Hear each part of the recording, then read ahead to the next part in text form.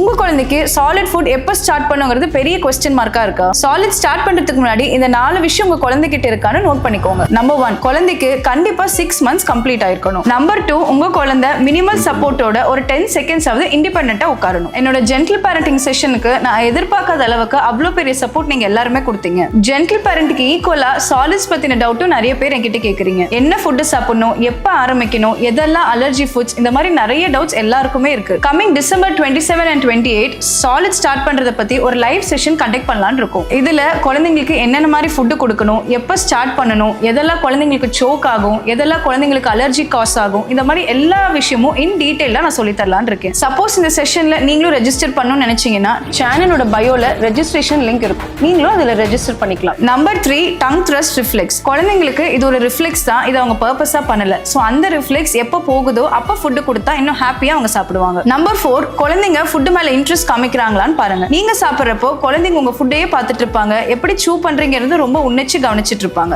இந்த மாதிரி இன்ட்ரெஸ்ட் காமிக்கிறாங்கன்னா அவங்க சாலிட் ஃபுட்ஸ்க்கு ரெடியா இருக்காங்கன்னு அர்த்தம்.